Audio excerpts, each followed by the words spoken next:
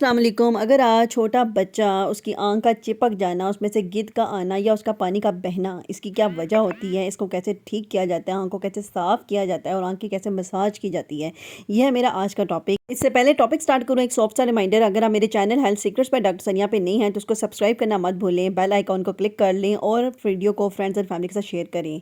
तो सबसे पहले मैं टॉपिक स्टार्ट करने से पहले आपको ये बता दूँ, जब भी बच्चा पैदा होता है तो उसके ऊपर एक लेयर होती है जो कि प्रोटेक्शन के लिए अल्लाह ताला की तरफ से हिफाजती लेयर होती है।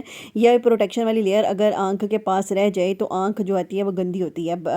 जो भी बच्चे को हैंडल कर रही होती हैं अटेंडेंट्स या दाइयाँ, वो बच्चे को क्लीन करती हैं और उसके बाद जो है ना उसकी आंखों को अच्छी तरह से साफ़ कर देती हैं और उसके बाद बच्चा घर वालों के हवाले कर दिया जाता है। और घर वाले जो है वो बच्चे को जो है ना वो अक्सर 2 या 3 दिन के बाद लेकर आते हैं कि उसकी आंख चिपक रही है, जैसे कि तस्वीर में दिखाया है।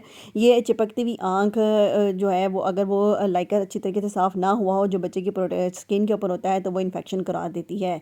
इसको साफ़ करने के लिए हम पेरेंट्स को एडवाइस करते हैं कि आप एक कॉटन लें या गॉज पीस लें और उसको अच्छी तरह से सलाइन के ड्रॉप से वेट करके आंख को अंदर वाली साइड से लेकर बाहर की तरफ साफ़ कर दें। इसके अलावा जो है अगर बच्चा जब 3-4 दिन का या हफ्ते का होता है तो पेरेंट्स लाते हैं कि बच्चे की आंख में से पानी बह रहा है। ये जो बच्चे की आंख से पानी बह रहा होता है, इसको साफ़ करने के लिए हमें देखा जाता है कि क्या बच्चे की आंख और नाक के दरमियान कोई ऐसा एरिया तो नहीं, आंख और नाक के दरमियान जो एरिया है वो ब्लॉक तो नहीं है, जो कि यूजली सुरमा लगाने की वजह से होता है और उसकी वजह से जो आंसू होता है वो नहीं नाक में बह रहा होता है, वो आंख के अंदर से पानी की तरह टपकना शुरू हो जाता है।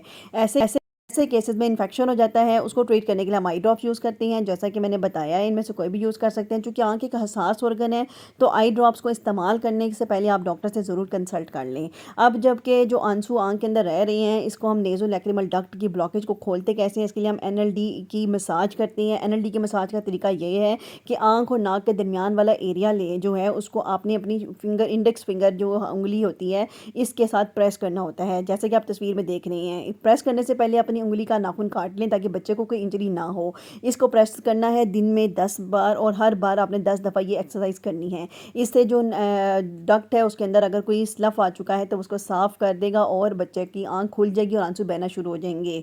तो एक बात मैंने आपको बता दी, अगर खुदा ना खास्ता ये आंसू परसिस्ट सिरिंजिंग के साथ सर्जरी होती है। इसके अलावा अगर आप कुछ पूछना चाहें तो हेल्थ सीक्रेट डॉक्टर सनिया में कमेंट करके